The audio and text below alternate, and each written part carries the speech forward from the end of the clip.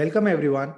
This is a candid conversation where we speak to the educational leader and understand their vision and mission behind the educational institute and how they started, their struggle, and how they are flourishing their institute. What are the challenges and how they are catering the need of the parents and students. So today I have Director of Delhi Public School Sahibabad, Dr. Jyoti Gupta.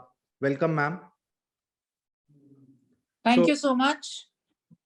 Thank you, ma'am. So, ma'am, today we are going to ask you a lot of questions which parent and prospective parents would want to know from you. So, ma'am, if you can tell us the vision and mission, for establishing this school in the area of Sahibabad.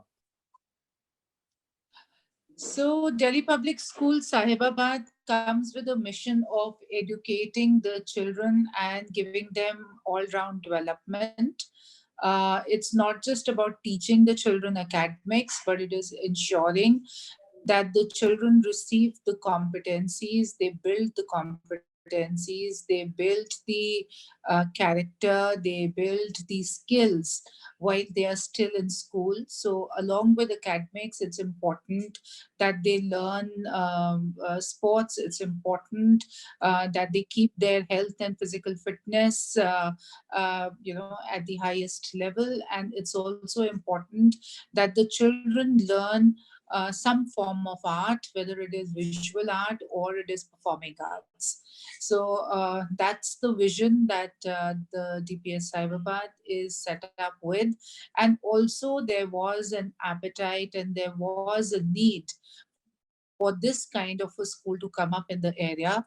The school is set up in 10 acres of vast green land, has Olympic-sized tracks, has a full football field, has all the sports.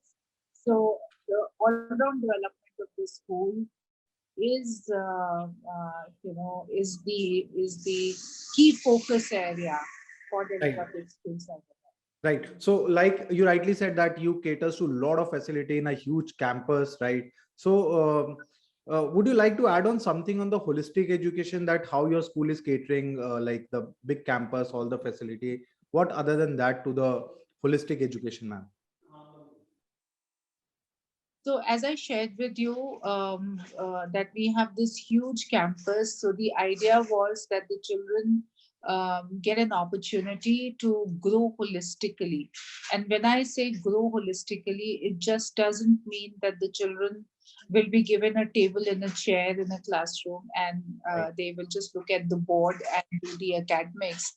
It also means that they will build their skills and competencies through a lot of physical education. So every day an hour is dedicated to sports for every child. So all children play for an hour in the morning, and all the sports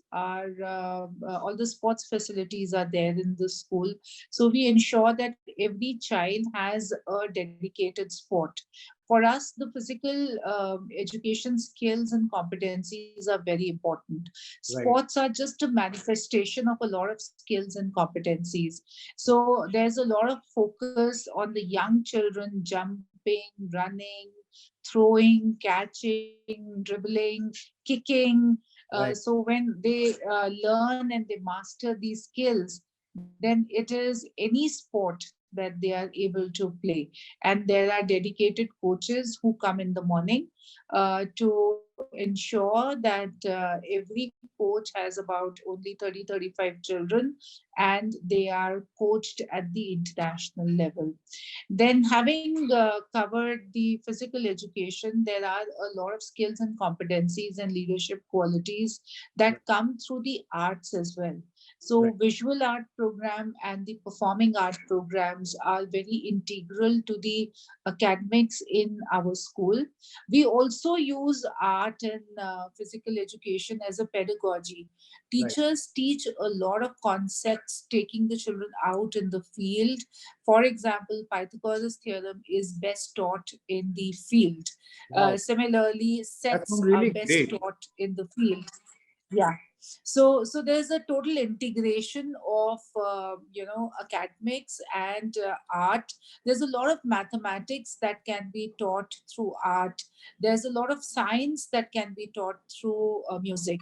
So we integrate through the experiential pedagogy, the art and the academics. So every child gets a chance to also learn a form of performing art and to learn a form of visual art. So when I say visual art, there is a lot of drawing, painting, sculpture, pottery, different tie and dye art that is there. Culinary art is there. So the children end up learning how to Right. cook as well in the school, cooking without fire and with fire. Then there is art in terms of the Right. performing art, that is theater, music, dance. So all forms of I would say dances, folk dances, and the traditional dances are there, Bharatnatyam, as well as Kathak. Similarly, all kinds of music, vocal, instrumental music. So we focus on all. So this is how the children develop holistically. So first we transact the children Right. with all this in the class, then we assess the children on all this also. And there are holistic report cards that are generated for Right. the children, and there are staggered PTMs that happen. So we give a complete feedback for the child to the parents. In fact, you have covered. I would like to thank you that you have also covered my one of the upcoming question with respect to pedagogy and methodology, which you have covered. Like your school is widely using performing art and the visual art for the teaching, right? They have inculcating in the teaching methodology. So, ma'am, methodology and holistic development, these academic factors are really important. But you must have seen and witnessed, though technology has always played a vital role. But if we look at from last 2 years since the COVID era started, technology has really become important for every school because the schools were shut, right? The buildings were shut, but the schools were on. So overall, how your school used technology, whether to cater academics or let's say to cater admission? If you would like to tell us something on that, ma'am.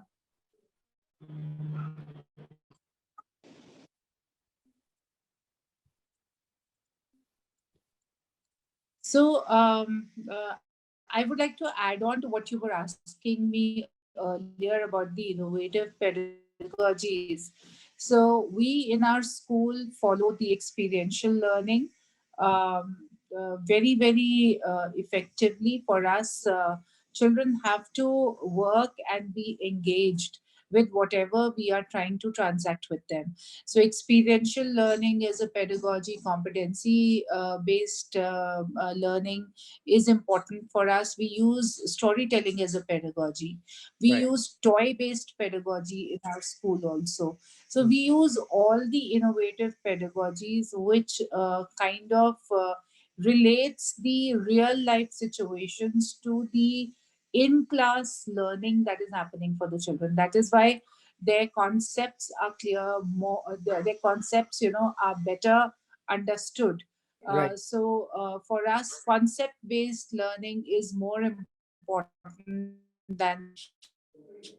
Coming to your next question, that is technology. Technology, of course, is a game changer. We've been using technology for years. For that, anywhere, anytime learning, the device learning is, always used by the children and by the teachers. So even before the pandemic came in, there was a lot of content that our school was already contributing to platforms like Diksha. We were already doing a lot of Vidyadan, Right. where all that we were happening in all that we were doing in school was documented, right from the lesson plans to the lesson transactions to the assessments. Everything was being digitally done. So for us, it was not very difficult to move from the offline to the online. And Right. I must say that all the parents have been very happy. In fact, if some schools have receded during the pandemic time because the parents weren't too happy with the online classes. Our Mm. school has only grown because in the entire area, the way we transacted online, the Right, parents were very happy and the children have ended up learning a lot. And then we would always support it by having the personal contact classes, by the teachers being there on the link and helping the children even if they would come one on one later on. So without technology, even if the pandemic is going to be over, the children are going to be back in the classes. right, Technology is still going to be a very vital and an important part of their lives. right, right. So, ma'am, how did you use technology with respect to admission? When we say, parent can explore Yes. and they can see. So the parents have been seeing the school virtually. They've been applying online to the school. We've been having the online interactions, and we've been, even showing them the school online, where our admission counselors in the school would show them the school through the camera, etc. Also, there were virtual tours that were put up on the website, and of course, if there is a pandemic and none of us are moving out and we are not coming to the school, then Right, the parents want that comfort to be sitting at home, to be applying, to be getting to know about the school. So we've been using a lot of social media. We've been using Facebook. We've been using Instagram. We've been using a school website to disseminate all the information and also disseminate and showcase the work of our students. So the parents like to see what the school is doing with the other children so that they can have a kind of an assurance that okay, the school is going to work well with my child also.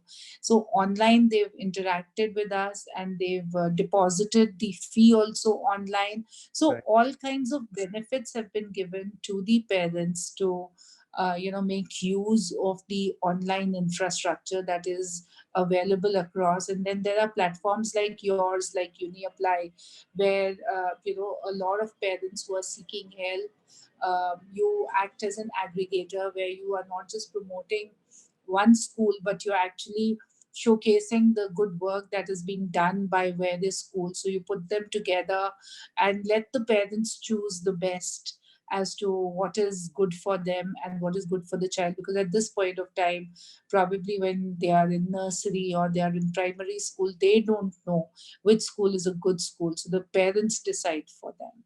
right. So, ma'am, I will take toward the closure and just have a small and couple of questions. Ma'am, would you like to tell us about the reach of the school, that which are the areas that you are still catering to, and maximum, kilometer radius which you would like to tell us? Yes. So we are at the crossroads of, I would say, Saibabad and Loni. So there are a lot of areas that we cater to. We cater to the entire Saibabad belt.